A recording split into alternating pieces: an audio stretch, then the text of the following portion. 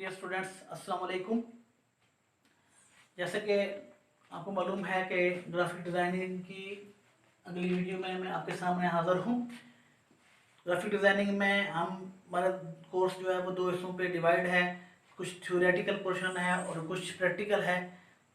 इंशाल्लाह ज़्यादा कोर्स हमारा प्रैक्टिकल की बेस पे ही कवर हो जाएगा, लेकिन थ्योरेटिकल भी हमें देखना ज़रूरी है।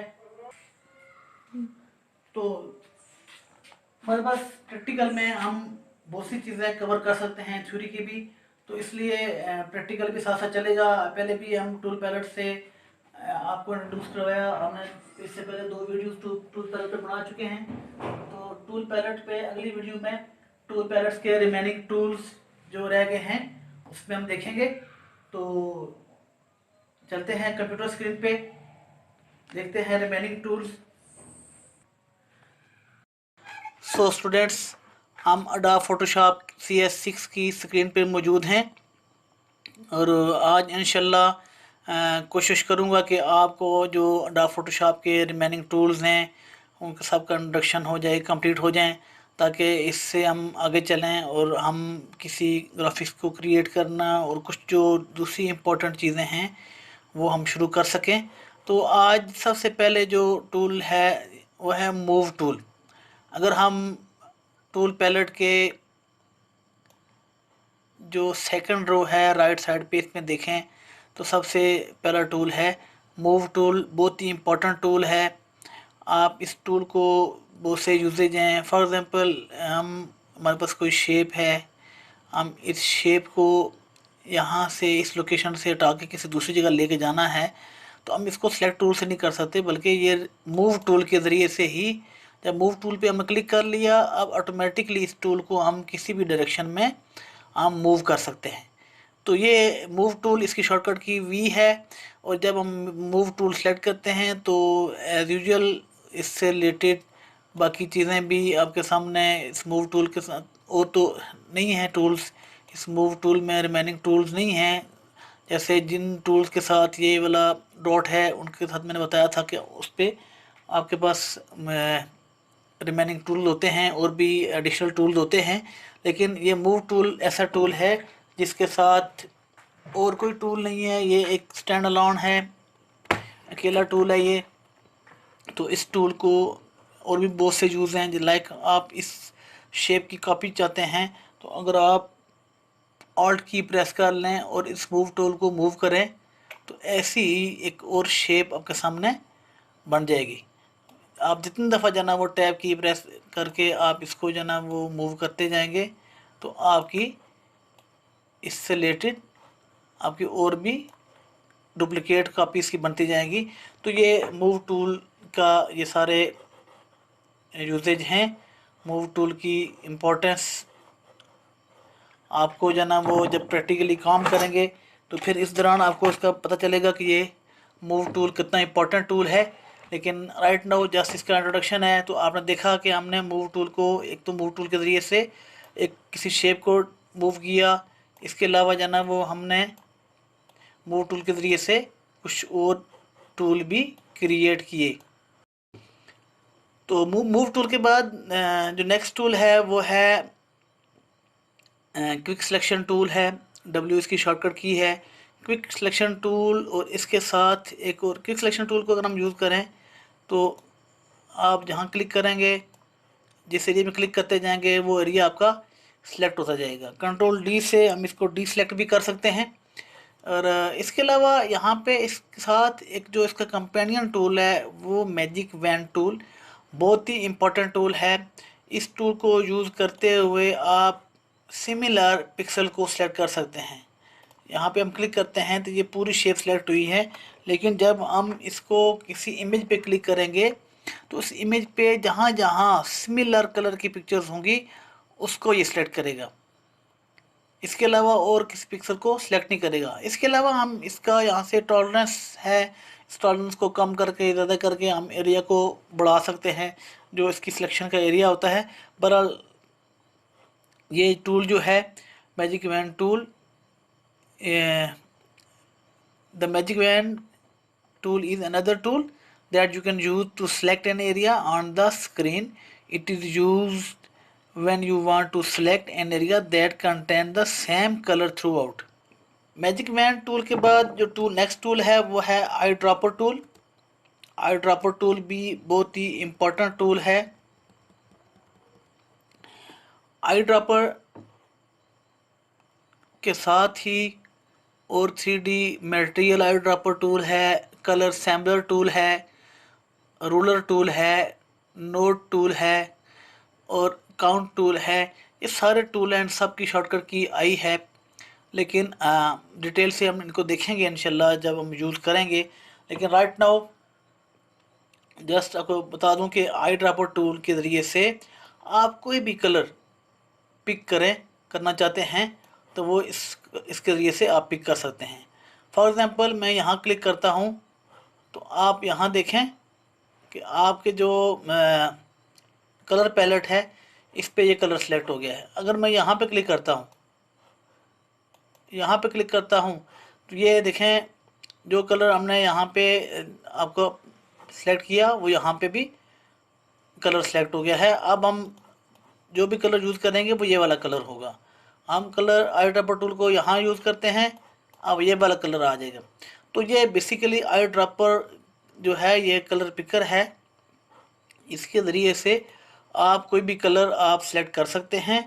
This tool allow you to set the colour of the foreground of the colour palette from a colour within the image. The companion tool और the colour sampler tool and the measure tool which can be used to get the exact coordinate and pixel height and width of an part of image। इसके बाद है जी brush tool. Brush tool के जरिए से आप जना वो brush को यूज़ कर सकते हैं। पेंसिल टूल भी है इसमें, कलर रिप्लेसमेंट और मिक्सल ब्रश भी, ये टूल भी इस टूल ग्रुप में मौजूद हैं। अब ब्रश टूल को ले लें तो ये हमारे पास अभी आपके सामने मैंने ये दो ब्रश की जना वो लाइन ड्रॉ की है। तो इस ब्रश को यूज़ करते हुए आप किसी भी किस्म का ड्राइंग बना सकते हैं। यहाँ पे हमारे पास ब्रश में अगर हम जाएं तो हमारे पास बहुत से ब्रश हैं। इसके अलावा यहाँ पे ब्रश के मुख्तलिफ जना वो साइज़ हैं। देखें अगर हम ऐसा इफ़ेक्ट क्रिएट करना चाहते हैं जिसमें लाइक ग्रॉस लाइक कोई इफ़ेक्ट हो तो आप ये देखें तो आप जना वो इस तरह का इफ़ेक्ट क्रिएट करने के लिए ये ब्रश सेलेक्ट कर सकते हैं। बहरहाल इसमें बहुत फ्लेक्सिबिलिटी है और बहुत से कलर ब्रश के टाइप्स हैं। हम जिस तरह का ब्रश यूज़ करना चाहें हम कर सकते हैं। तो ये था जी ब्रश टूल। इसके साथ इसके कंपेनियन टूल जो हैं पेंसिल टूल है और कलर रिप्लेसमेंट टूल और मिक्सचर ब्रश टूल है।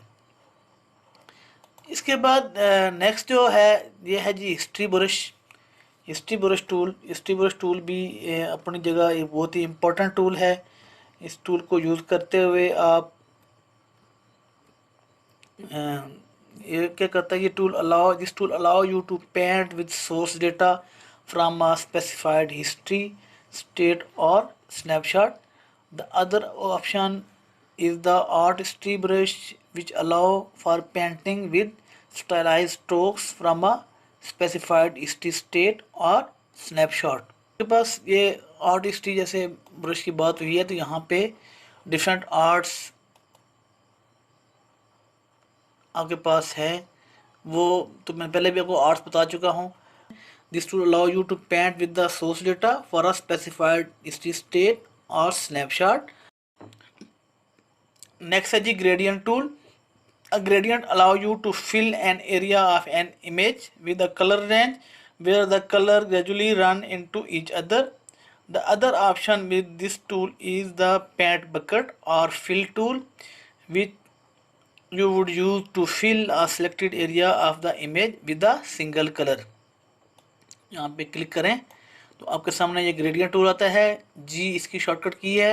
अगर मैं पहले बता चुका हूँ कि अगर शिफ्ट के साथ वो पर्टिकुलर की यूज़ करें जो उसकी है तो आपके वो ये टूल चेंज होते जाएंगे। देखें अभी ये ग्रेडियंट है, साथ ही मैंने शिफ्ट जी की है तो दूसरा कलर आ गया है, colour bucket paint bucket tool आ गया है। तो इस तरह से आप चेंज कर सकते हैं। तो आप जो भी टूल यूज़ करना है उसको चेंज कर सकते हैं, ठीक है। Sponge tool, this tool allow you to subtly change the color of the image by altering the color saturation of the area adjusted by the spongy tool. The other option under this tool are the dodge and burn tool, which are used to lighten or darken an area of the image respectively. तो ये थे जी spongy gradient के बाद। इसके बाद ये आपका है जी टेक्स्ट टूल। टेक्स्ट टूल भी बहुत ही इंपॉर्टेंट है। किसी भी किस्म का आपने अपने कैनवस पे टेक्स्ट लिखना है तो उसके लिए आपको टेक्स्ट टूल की ज़रूरत पड़ती है। तो this tool allow you to add text to your image. You can also change the orientation of the text to the vertical type. तो ये इस पर क्लिक करें तो आपके सामने ऑप्शन बार पे इससे रिलेटेड आपने इसका साइज़ चेंज करना है, इसकी अपने अलाइनमेंट चेंज करनी है, आपने इसका स्टाइल चेंज करना है। जब आप कुछ लिखते हैं तो फिर आपके पास ऑप्शन होती है कि आप इसको चेंज कर सकते हैं। तो पहले आप कुछ लिखेंगे तो उसके बाद आपके पास सारी ऑप्शन एक्टिव हो जाएंगी। यहाँ से साइज़ आप इंक्रीज़ करें और यहाँ पे कलर चेंज करना पड़ेगा आपको लिखने के लिए, क्योंकि जब आप वाइट बैकग्राउंड पे उसी फोरग्राउंड भी आपके वाइट हो, बैकग्राउंड भी वाइट हो, तो आप जो लिखेंगे वो पढ़ा नहीं जाएगा। इसलिए जब आपका ये कलर सेलेक्ट किया आपने, इट मीन अब आप जो लिखेंगे वो उसका कलर फोरग्राउंड का चेंज होगा। तो आप कोई नाम लिख लें। हमने ये नाम लिख लिया अरसलान। इसके बाद है जी नेक्स्ट हमारे पास स्पंजी टूल हो गया है। इसके बाद है जी शेप टूल। कोई भी शेप अपना ड्रॉ करनी है, हमारे पास शेप टूल में और भी इसके कंपेनियन टूल मौजूद हैं। Rounded rectangle shape, elliptical shape है, पॉलीगोनल शेप है, लाइन, कस्टम शेप्स में और भी बहुत सी शेप्स यहाँ पर मौजूद हैं। इन शेप्स को भी आप यूटिलाइज़ कर सकते हैं। तो ये शेप टूल भी बहुत ही इम्पोर्टेंट टूल है कि आप जब ग्राफिक्स बनाएंगे, आपको कोई लोगो बनाना है, तो इस लोगो बनाते हुए आपको माइट भी बजाय इसके कि आप अपनी शेप ड्रॉ करें, आपको एक बनी बनाई शेप आपको उठा के उसको उस शेप को आप एडिट कर लें। तो ये काम भी आप शेप टूल के ज़रिए से कर सकते हैं। इसके बाद ये बैकग्राउंड एंड फोरग्राउंड कलर है। आपको ये दो कलर नज़र आ रहे हैं, ये बैकग्राउंड है और ये फोरग्राउंड है। हम इन कलर को चेंज भी कर सकते हैं। ये कलर स्विचर है, इसके ज़रिए से आप बैकग्राउंड को फोरग्राउंड से चेंज कर सकते हैं और सम टाइम हमें ज़रूरत भी पड़ती है इसको चेंज करने की। और आपको पहले बता चुका हूँ कि ये आई ड्रॉपर टूल को यूज़ करते हुए आप जिस कलर पे क्लिक करेंगे उसको कलर को चेंज कर सकते हैं आप। और ये आपके लिए जो है ना वो कोई मुश्किल नहीं है। और ये यहाँ से अगर आप क्लिक करें, ये छोटा जो बटन है बॉटम साइड पे, तो इस पर आपके पास जो डिफ़ॉल्ट कलर जो है ब्लैक एंड वाइट कलर इसका डिफ़ॉल्ट कलर है वो आ जाएंगे। अदरवाइज़ हम इसको चेंज कर सकते हैं, जो कलर आप मर्ज़ी है आप उसको सिलेक्ट करके आप ओके करें। आपको यहाँ पैलेट पे दिखेंगे जो कलर पैलेट है, यहाँ पे आपके जो है ना वो बैकग्राउंड और फोरग्राउंड कलर आप चेंज कर सकते हैं। इसके अलावा ये यहाँ पे edit in quick mask mode का बटन है। क्विक मास्क मोड क्या होता है ये पूरा एक टॉपिक है, इंशाल्लाह इसको देखेंगे। और यहाँ पे ये स्क्रीन मोड है, screen mode different screen modes हैं और ये 3 मोड हैं। आपको पता होना चाहिए कि आपकी स्क्रीन के कितने मोड हैं। एक है फुल स्क्रीन, एक है स्टैंडर्ड और एक है full screen with menu bar.